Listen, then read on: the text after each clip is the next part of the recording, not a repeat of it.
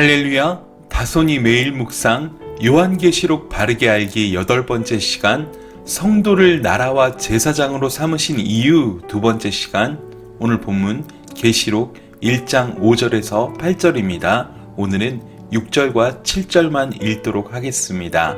그의 아버지 하나님을 위하여 우리를 나라와 제사장으로 삼으신 그에게 영광과 능력이 세세토록 있기를 원하노라. 아멘. 볼지어다 그가 구름을 타고 오시리라. 각 사람의 눈이 그를 보겠고 그를 찌른 자들도 볼 것이요 땅에 있는 모든 족속이 그로 말미암아 애곡하리니 그러하리라. 아멘. 어제의 묵상을 염두에 두시면서 성도를 나라와 제사장으로 삼으신 이유에 대해 계속해서 묵상을 이어나가도록 하겠습니다.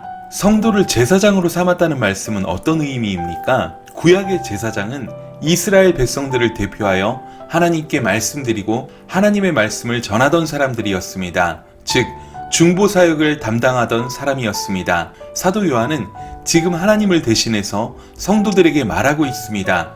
또한 인간을 대신해서 하나님께 말씀드리고 있는 것입니다.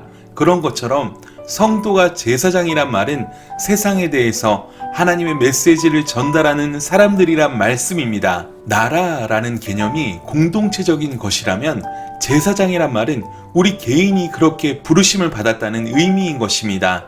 또한 세상을 위해서 기도해야 할 책임을 갖는다는 말입니다. 더 나아가 우리 자신을 거룩한 산 제물로 드려야 한다는 것을 말해줍니다.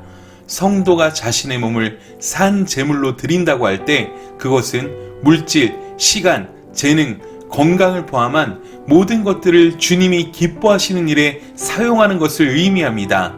또한 나누고 베풀고 섬기는 삶을 의미하는 것이며 찬양의 제사를 드리는 것을 의미하는 것입니다. 세상에 대해서는 복음을 증거하는 것이 제사장으로서의 사역을 감당하는 것입니다. 결국 나라와 제사장으로 삼았다는 말씀의 내용적인 의미는 보이지 않는 하나님을 세상 가운데 증거해야 할 사람들이란 의미입니다. 하나님 나라의 아름다운 덕을 삶과 성품, 행동을 통해서 드러내야 할 사람들이란 의미인 것입니다. 그것이 우리를 죄에서 해방하신 하나님의 뜻이란 깨달음인 것입니다. 하나님께서 구원받은 우리를 이 땅에 여전히 남겨두신 이유는 우리 자신이 변화되라는 의미가 있습니다. 세상에서 하나님 나라 백성답게 살라는 의미입니다. 그래서 세상에 믿지 않는 영혼들이 성도들의 제사장으로서의 살아가는 모습 때문에 주님과 화해하는 모습이 있어야 한다는 것입니다. 요한계시록에는 이런 나라와 제사장으로 삼았다는 표현이 5장 9절과 10절에 또 20장 6절에 다시 나옵니다. 무슨 말입니까? 성도가 이 땅에서 살아내야 할 중요한 삶의 모습이란 것입니다. 그러므로 우리는 우리를 죄에서 해방하신 하나님이 이 땅에서 나라와 제사장으로 살기를 원하신다는 것을 기억하고 그 하나님께 찬양하는 삶을 살 수 있어야 하는 것입니다. 그게 우리를 죄에서 해방하신 목적인 것입니다. 그런데요, 그렇게 나라와 제사장으로서 살아감에 있어서 우리 성도에게 주시는 2가지 위로가 있습니다. 첫째는 무엇입니까? 주님이 다시 오신다는 사실입니다. 이것은 알파와 오메가 되신 주님과 연결되어 이 땅에서의 삶이 영원하지 않다는 사실을 말해주는 중요한 것입니다. 주님이 다시 오신다는 사실이 성도들에겐 얼마나 위로가 됩니까? 각 사람의 눈이 볼 수 있게 오실 것입니다. 예수 그리스도를 찌른 사람들도 볼 것입니다. 그때에는 땅에 있는 사람들, 즉 하늘에 속한 사람의 반대편에 서 있는 사람들, 끝까지 하나님을 믿지 않고 살아간 사람들이 주님이 다시 오심을 인하여 애곡하게 될 것입니다.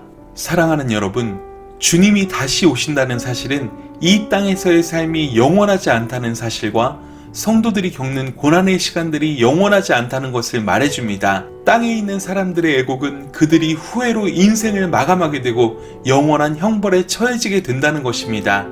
하나님이 선물로 주신 인생, 후회가 남지 않도록 살아야 합니다. 성도의 삶의 끝에는 다시 오실 주님이 있습니다. 그때 우리 삶이 후회와 회환이 남지 않도록 살아야 할 것입니다. 나라와 제사장으로 구원받은 백성으로 살아감에 있어서 첫 번째 위로가 바로 이것입니다. 자, 다음으로 2번째 위로는 무엇입니까? 알파와 오메가 되신 주님이 우리와 함께 계시다는 것입니다. 주 하나님이 친히 자신을 나타내 가르쳐 주십니다. 뭐라고 가르쳐 주십니까? 나는 이제도 있고 전에도 있었고 장차 올 자여 전능한 자라고 하십니다. 변함이 없다는 말씀과 전능한 자란 말씀에 주의해 보십시오. 하나님은 어저께나 오늘이나 변함이 없습니다. 우리와 함께 계시는 것입니다. 그런데 그 하나님이 어떤 분입니까? 전능한 하나님입니다. 능치 못하실 일이 전혀 없는 분입니다. 이 하나님이 우리와 함께 있다는 사실 때문에 나라와 제사장으로서 이 땅의 삶을 살아갈 때 어려운 시험과 고통 가운데 승리하는 것입니다. 왜요? 주님이 영원히 우리와 함께 계시고 반드시 다시 오실 것이기 때문입니다. 그때 우리의 삶이 후회스럽지 않아야겠습니다. 서로 사랑하고 섬기고 지켜야 할 것을 지키고 순종하면서 하나님의 영광스러운 나라에 참여하는 저희들이 되어야만 합니다. 성도의 삶은 소망의 삶입니다. 다시 오실 주님을 기다리면서 전능하신 하나님이 어제나 오늘이나 영원 무궁히 우리와 함께 계신 이 사실을 믿음으로 경험해야 합니다. 오늘 하루를 살아감에 있어서 주님 다시 오심을 믿음으로 기다리며 마라나타의 신앙으로 승리하는 저와 여러분 되시길 간절히 소원합니다. 오늘 하루도 주님과 동행하며 승리하세요. 사랑하고 축복합니다. 샬롬.